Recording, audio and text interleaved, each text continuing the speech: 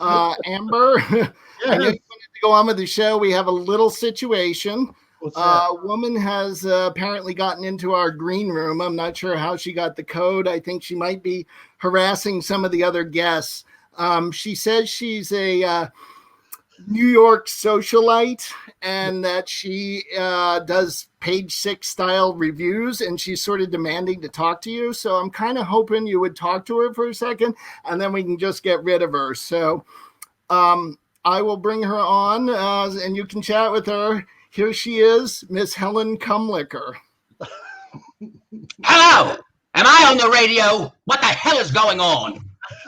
Are you from the Long Island Kummlichers, or are you from Connecticut Kummlichers? There's only one, and it's Dutch.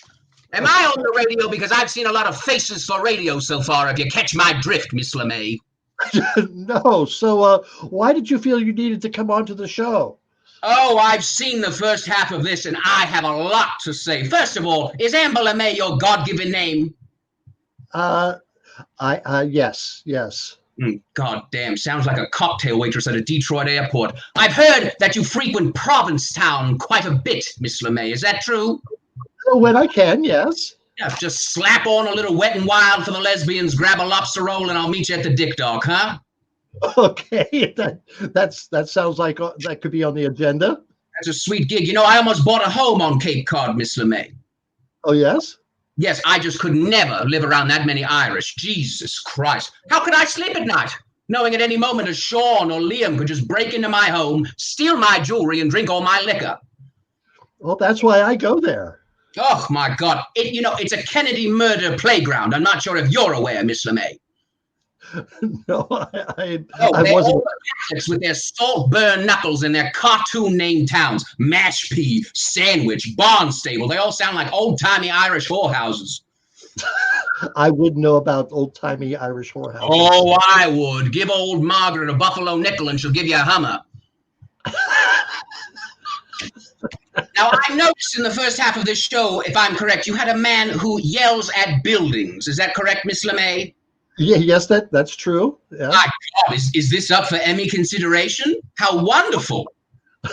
The second half is a riveting magician, correct?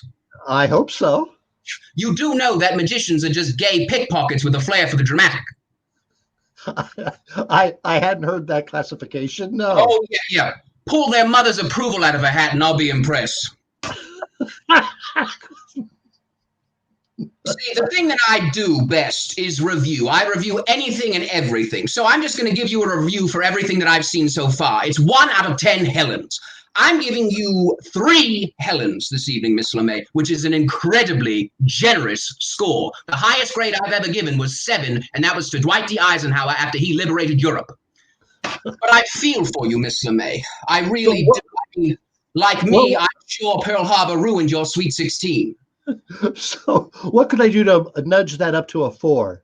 Oh, no. 4 is absolutely unattainable for you. Oh, no. Goodness, no. No. Ethel Merman got a 4. Are you up to par with Ethel Merman? Oh, I'd sleep with Ernest Borgnine. Say, we used to get drunk and slap around Ernest Borgnine once he passed out. Sounds like a fun night. Oh, hell of a time. This country used to be great. I heard it's going to be great again. That's what I've heard. One can only hope. I haven't voted since Dwight D. Eisenhower because the next president was a Catholic, and I just lost all faith in the system. So you won't be voting for Mr. Biden then in November? Oh, goodness, no. I really haven't left a 15-block radius in about 40 years, and my polling place is just outside of that. And I will not be voting for Donald Trump. Absolutely not. How garish. Well, obviously there's not a Depilotron place close to your neighborhood then. No, not at all. No, and I don't trust the post office. I only do telegrams in Western Union. Okay. Well, Helen, I don't know how you got into the studio. I will have to talk to security, but I'd love to say it's been a pleasure to meet you, but I'm not sure about that. I'm going to tell you what I told Merv Griffin. There is not a security man on earth that will keep me out of any studio which I wish to enter. But it was lovely to meet you, Miss LeMay. Have a great night. Thank you very much, Helen Kummlicher of the Connecticut Kummlichers.